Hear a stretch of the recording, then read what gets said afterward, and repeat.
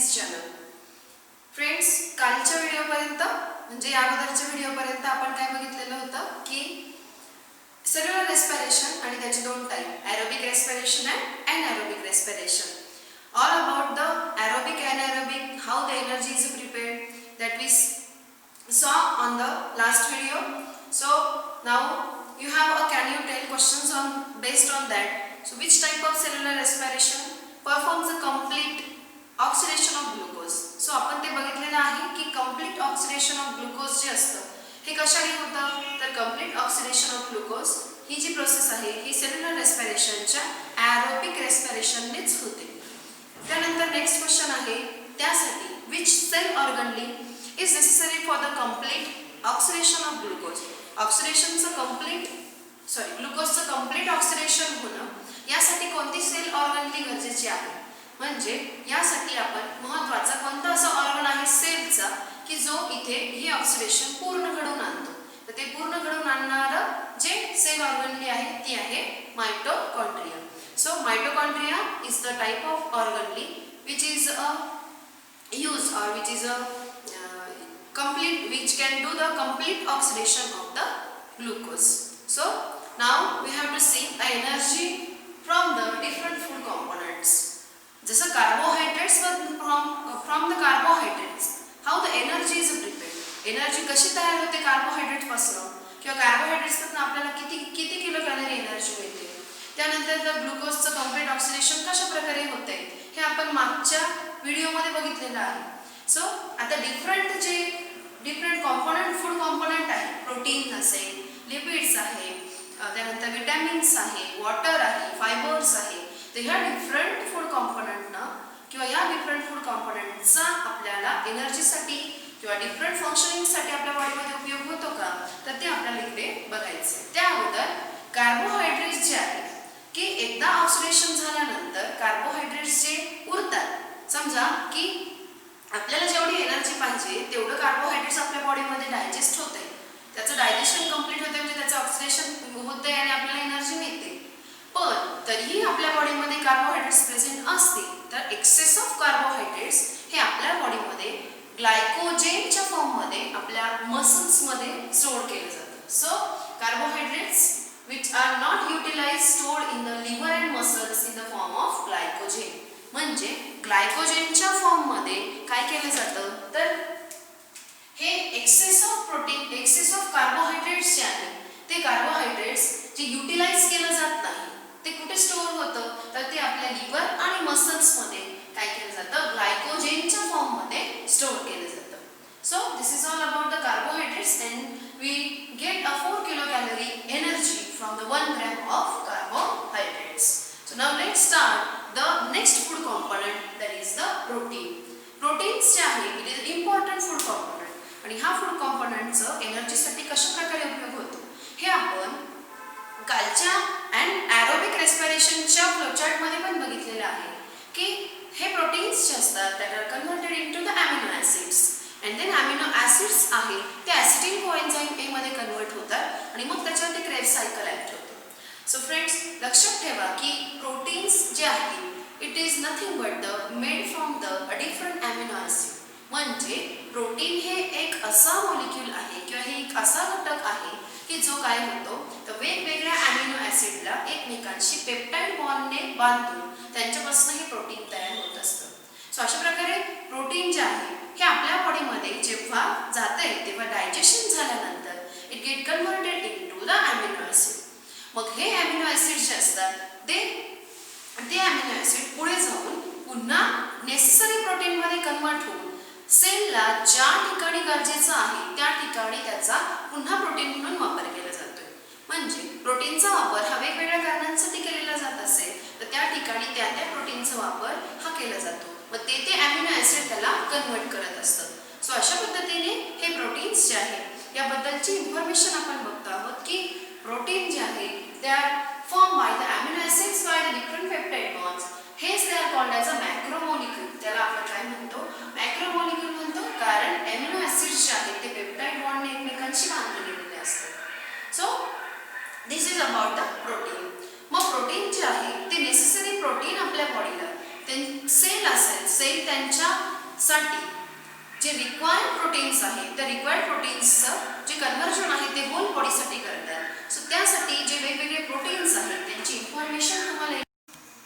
Okay, so proteins जे आहेत that are first class protein, जे ॲनिमल ओरिजिनचं प्रोटीन असतं हे फर्स्ट क्लास प्रोटीन असतं. And we get 4 kilo calorie energy from the 1 gram of protein also. जसं कार्बोहायड्रेट्सपासून सुद्धा 4 किलो कॅलरी एनर्जी मिळते, तसं प्रोटीनपासून सुद्धा आपल्याला 4 किलो कॅलरी एनर्जी मिळते. सो आपण काय म्हणतोय की प्रोटीन्स जे आहेत ते वेगवेगळ्या सेल्स जे असतात ते त्यांच्यासाठी जे प्रोटीन्स गरजेचं असतं त्याला कन्व्हर्ट करून घेत आहे. आणि ते वेगवेगळे प्रोटीन्स कोणते ते आपण इकडे बघूया. सो प्रोटीन आहे, सो मेलॅनिन अँड केराटिन जे आहे हे आपल्या स्किनमध्ये लोकेट असतं. सो हे जे प्रोटीन आहे मेलॅनिन अँड केराटिन जे अॅमिनो ॲसिड्स आहेत, म्हणजे हे प्रोटीनचं कन्व्हर्जन वेगवेगळ्या अॅमिनो ॲसिड्समध्ये आहे. So these are the type of amino acids. मग मेलॅनिन आणि केराटिन आहे हे स्किनमध्ये लोकेट असतं. देन ओसिन आहे जे बोन्समध्ये लोकेट असतं. Proteins of cell membrane and different enzymes जे आहेत, आता प्रोटीन्स ऑफ सेल मेम्ब्रेन आहे जे सेल्समध्ये लोकेट असतं, जे त्याच्यासाठी गरजेचं आहे की जे सेलच्या मेम्ब्रेनला मेम्ब्रेन बनवण्यासाठी मदत करत असेल किंवा डिफरंट एन्झाईमसाठी मदत करत असेल ते या ठिकाणी आहे. इन्सुलिन आणि ट्रिप्सिन हे आपल्या पॅनक्रियासमध्ये प्रेझेंट असतं. ते डिफरंट हॉर्मोन्स जे असतात ते pituitary glands, you know that the pituitary gland is a important gland आणि तीच ग्लँड आपल्या बॉडीचे जे डिफरंट हॉर्मोन्स असतात ते कंट्रोल करत असते. आणि ते डिफरंट हॉर्मोन्स जे आहेत ते म्हणजे एक अॅमिनो ॲसिड आहे, ते प्रोटीनचा टाईप आहे. देन फ्लेक्झिबल प्रोटीन्स आहेत, ॲक्टिन अँड मायोसिन आहेत जे आपल्या मसल्समध्ये प्रेझेंट असतात, की जे मसल्स आपले आहेत ह्या मसलला फ्लेक्झिबिलिटी येण्याचं काम किंवा फ्लेक्झिबिलिटी देण्याचं काम कोण करत आहे तर हे फ्लेक्झिबल प्रोटीन्स करतात. त्याचं नाव आहे actin and myosin. And important that is haemoglobin and antibodies are present in our blood and this is also a type of amino acid or the type of protein. So this is all about the protein. आता हे होतं की protein जे आहे त्याची सगळी information की protein आपल्याला हे कुठून मिळत आहे किंवा प्रोटीन जे आहे ते ॲनिमल ओरिजिनचं फर्स्ट क्लास प्रोटीन असतं, त्याच्यापासून 4 किलो कॅलरी एनर्जी मिळते. त्यानंतर जे एक्सेस ऑफ प्रोटीन आहे त्याचं काय होतं आहे की जसं कार्बोहायड्रेट एक्सेस असेल तर ते ग्लायकोजेनच्या फॉर्ममध्ये आपल्या लिव्हर आणि मसल्समध्ये स्टोअर होतात. मग प्रोटीनचं काय तर friend excess of protein is a not stored in body. आपल्या बॉडीमध्ये एक्सेस ऑफ प्रोटीन जर झालं, जास्त जर प्रोटीन आपल्या बॉडीमध्ये झालं तर ते आपल्या बॉडीमध्ये स्टोअर होत नाही. मग त्याचं काय होतंय so it is converted into the amino acid. त्याचं पुन्हा कन्व्हर्जन अॅमिनो ॲसिडमध्ये होतं. हे अॅमिनो ॲसिड्सच्या ज्या बॉन्ड असतात त्या ब्रेक होतात आणि ज्या बॉन्ड ब्रेक झाल्या तर त्यापासून अमोनिया तयार होतो. And this ammonia which is eliminated from our body. आणि अशा प्रकारे हा अमोनिया जो असतो तो आपल्या बॉडीमधनं काय केला जातो तर इलिमिनेट केला जातो. आणि तरीही जर गरज लागली तर ह्या अॅमिनो ॲसिड्सचं कन्व्हर्जन हे ग्लुकोजमध्ये काही वेळेस केलं जातं. म्हणजे एखाद्या वेळेस अॅमिनो ॲसिडचं कन्व्हर्जन ग्लुकोजमध्ये केलं जातं. या प्रोसेसला म्हणतात ग्लुकोनिओजेनेसिस. लक्षात ठेवा, it is a very important process ग्लुकोनिओजेनेसिस, की जिथे अॅमिनो ॲसिड्सचं कन्व्हर्जन ग्लुकोजमध्ये करून त्या ग्लुकोजचा वापर एनर्जी बनवण्यासाठी केला जातोय. या प्रोसेसला म्हटलं जातं ग्लुकोनिओजेनेसिस. Gluconeogenesis. So it is a very important process from which the amino acids are converted into amino acids. Converted into amino acids conversion कशामध्ये होते? It is converted into the glucose and this process is called as a gluconeogenesis. It is an important process. Now the plant produce the necessary amino acids from themselves. की plant जे असतात ते काय करतात तर necessary amino acids produce करतात वेगवेगळ्या मिनरल्सचा वापर करून. सो वेगवेगळ्या मिनरल्सच्या वापरामुळे प्लांट स्वतःमध्ये काय करतात अॅमिनो ॲसिड आणि त्यापासून काय केलं जातं तर प्रोटीन बनवलं जाते. So the most abundant protein found in the nature is the enzyme Rubisco and which is the found in the plant chloroplast. Rubisco नावाचं जे एन्झाईम आहे हे मोस्ट अबंडंट नेचरमध्ये सगळ्यात जास्त प्रमाणावरती हे रुबिस्को एन्झाईम किंवा प्रोटीन जे आहे ते सापडलं जातं. आणि ते नक्की कुठे असतं तर ते प्लांटच्या क्लोरोप्लास्टमध्ये प्रेझेंट असतं. म्हणजे प्लांटचं जे क्लोरोप्लास्ट आहे त्या ठिकाणी हे प्रोटीन हे प्रेझेंट असतं. सो अशा प्रकारे ही होती information about the proteins. So proteins कशा प्रकारे यूज केलं जाते एनर्जीसाठी किंवा डिफरंट टाईप्सचे वेगवेगळ्या मसल्स असतील किंवा वेगवेगळ्या ठिकाणी ह्या अमिनो ॲसिड्सचा उपयोग कसा होतो हे आपण इकडे आज बघितलेलं आहे. Okay, so next food component is the lipids. So लिपिड्सबद्दल आपण आता इन्फॉर्मेशन बघूया. Lipid is a made up of with the fatty acids and the alcohol. म्हणजे लिपिड जेव्हा आपल्या बॉडीमध्ये जाते त्याचं डायजेशन झाल्यानंतर त्याचं कन्व्हर्जन हे डायरेक्टली कशात होणार आहे फॅटी ॲसिड्स आणि अल्कोहोलमध्ये, कारण ते त्याच्यापासूनच बनलेलं आहे आणि तेच पुढे डायजेशन झाल्यानंतर तेच कन्वर्ट होते. So lipids are form of the fatty acids and alcohol. हे कशापासून बनलेलं असतं. So it is from the fatty acids and the alcohol and which have the specific bond, हे specific chemical bond between them.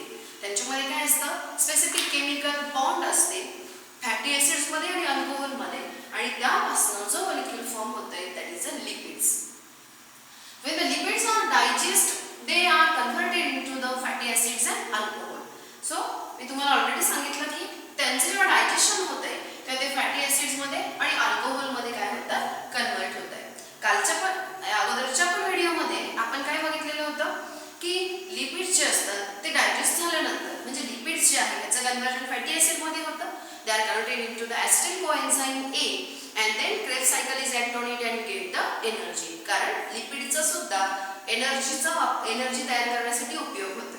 म्हणजे ज्याप्रमाणे carbohydrates प्रोटीन्सचा उपयोग होतो तसा लिपिड्सचाही होतो. पण या व्यतिरिक्त लिपिड आपल्या बॉडीमध्ये काय काम करतं तर ते आपण इकडे बघूया की फॅटी ॲसिडमध्ये कन्वर्ट होतं आणि अल्कोहोलमध्ये कन्वर्जन होतं. They are absorbed in the fatty acids are absorbed in our body through the blood and they are transported all over the cell. म्हणजे ते आपल्या ब्लडमध्ये ट्रान्सपोर्ट होत आहे, ब्लडमध्ये ते ॲब्झॉर्ब होतो आणि ब्लड थ्रू ते ट्रान्सपोर्ट होत आहे from the each cell of our body. आपल्या बॉडीच्या प्रत्येक सेलपर्यंत ते काय केलं जाते पोहोचवलं जाते. मग सेलपर्यंत गेल्यानंतर हे त्या ठिकाणी काय काम करते. So the fatty acid produce different substances in different cells. वेगवेगळ्या प्रकारचे सबस्टन्सेस हे त्या ठिकाणी डिफरंट सेल्समध्ये ते काय करतं प्रोड्यूस करत असतं. मग फॉर एक्झाम्पल की जर फॉस्फोलिपिड नावाचं लिपिड जर असेल फॅटी ॲसिड जर असेल तर ते काय करतं it produce the plasma membrane around the cell. तुम्हाला माहिती आहे की सेल जे आहे ह्या सेलला काय असतं की प्रत्येक सेल तिच्यापासून सेपरेट दुसऱ्या सेलपासून सेपरेट असते कारण तिला वरतून काय असतं मेम्ब्रेन असतं. मग हे प्लाझ्मा मेम्ब्रेन जे आहे हे कशाचं बनलेलं असतं तर ते फॅटी ॲसिडचं बनतं आणि ते फॅटी ॲसिड आहे फॉस्फोलिपिड नावाचं. So this is very important. हे तुम्हाला MCQ साठी विचारलं जाऊ शकतं की which lipid is useful for producing the plasma membrane of the cell. So that is the phospholipid. Then काही हॉर्मोन्स आहेत progesterone, estrogen, testosterone, then aldosterone etcetera. हे हॉर्मोन्स जे असतात हे व्हेरी इम्पॉर्टंट आहे for the all human for the male and female असो की हे हॉर्मोन्स जे आहेत ह्यांचं जे काय म्हणतो आपण त्याला सिक्रेशन आहे हे प्रॉपर टाईममध्ये झालं पाहिजे आणि ते तयार होण्यासाठी जे गरजेचं आहे ते काय असतं तर काही फॅटी ॲसिड्स असतात जे या हॉर्मोन्सला प्रोड्यूस करत असतात आणि आपल्या बॉडीचं फंक्शनिंग त्यावरती चालतं. देन नेक्स्ट एक्झाम्पल आहे covering around the axon of nerve cell. तुम्हाला सगळ्यांना नर्व सेलबद्दल इन्फॉर्मेशन आहे. मागच्या वर्षी 9th स्टँडर्डमध्ये तुम्ही ही सगळी इन्फॉर्मेशन घेतलेली आहे. तर नर्व सेल जे आहे ह्या नर्व सेलला काय असतं तर ॲक्सन असतं बरोबर आहे. जे ॲक्सन त्याचे आहे या ॲक्सनच्या वरती सुद्धा कव्हर असतं बरोबर. मग ह्या ॲक्सनच्या वरती जे कव्हर आहे हे कव्हर जे आहे ते कशाचं बनलेलं असतं it is also made up of with this fatty acid किंवा हे फॅटी ॲसिडचंच बनलेलं असतं. अशा प्रकारे हे जे फॅटी ॲसिड आहे याचा उपयोग हा बॉडीमध्ये सेलमध्ये फक्त एनर्जीसाठीच होत नाही तर अशा वेगवेगळ्या कामासाठी सुद्धा त्याचा उपयोग केला जातो. तर ते कोणतं हे या ठिकाणी तुम्हाला एक्झाम्पल सांगितलेले आहे. आता लिपिड जे आहे हे लिपिड जसं आपल्या बॉडीमध्ये ॲमिनो ॲसिड्स असतील ते स्टोअर होत नाही बरोबर आहे. त्याचं कन्वर्जन ग्लुकोजमध्ये होतं आणि एक्सेस ऑफ ॲमिनो ॲसिड्स असेल किंवा प्रोटीन असेल तर ते आपल्या बॉडीमधनं इलिमिनेट केलं जातं. कार्बोहायड्रेट स्टोअर होते ग्लायकोजेनच्या फॉर्ममध्ये. तसं लिपिडचं होतं का तर yes. Lipid is excess of lipid is also stored in our body and that is stored in the adipose connective tissue. हे लिपिड जे आहे ते आपल्या बॉडीमध्ये ॲडिपोज कनेक्टिव्ह टिश्यूमध्ये स्टोअर केलं जातं. जे टिश्यूचे टाईप वेगवेगळे तुम्ही 9th स्टँडर्डमध्ये त्याचं सगळी इन्फॉर्मेशन घेतलेली आहे. आणि या कनेक्टिव्ह टिश्यूमध्ये हे लिपिड जे असतात एक्सेस ऑफ लिपिड ते स्टोअर होतं. सो फ्रेंड लक्षात घ्या की फॅट्स आपण म्हणतो की फॅट वाढत चाललेला आहे किंवा एखाद्या व्यक्ती खूप फॅटी आहे असं आपण म्हणतोय. मग काय होतं तर त्या व्यक्तीच्या बॉडीमध्ये जसं तर फॅट्स जात असेल, खूप फॅट्स जर जात असतील तर ते फॅट काय होतात की ज्यांचा जेवढा गरजेचा आहे तेवढा त्याचा वापर होतोय. पण एक्सेस आहे जे जास्तीचं फॅट त्याच्या बॉडीमध्ये आहे ते त्याच्या कनेक्टिव्ह टिश्यूजमध्ये ते काय होतं स्टोअर होत जातंय. त्याचा लेअर काय होत जातो त्याच्या बॉडीमध्ये फॉर्म होतो आणि म्हणून ती व्यक्ती कशी होत जाते जाड बनत चालते. सो हे या कनेक्टिव्ह टिश्यूच्या मध्ये ते काय होतं तर ते स्टोअर्ड असतं. सो अशा प्रकारे एक्सेस ऑफ लिपिड त्या ठिकाणी स्टोअर्ड आहे. आणि लिपिड जर आपल्या बॉडीमध्ये एनर्जीचा वापर करण्यासाठी केला जात असेल तर या 1 ग्रॅम लिपिडपासून आपल्याला 9 किलो कॅलरी एनर्जी मिळत असते. So we get a 9 kilo calorie energy from the 1 gram of lipid. So friends this is all about the lipid. Here you have a question. इथे तुम्हाला एक क्वेश्चन आहे की लिपिड तुम्हाला कशापासून मिळत आहे तर लिपिड म्हणजे स्निग्ध पदार्थ.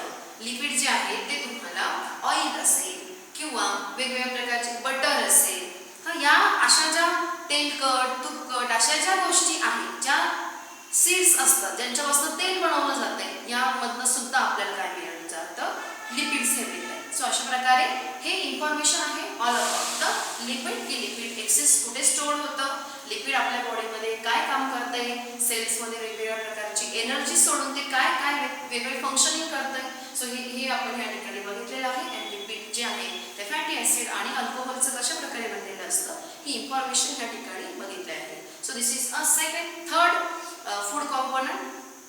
So another we will see on the next video. If you like this video, please subscribe this channel. Thank you.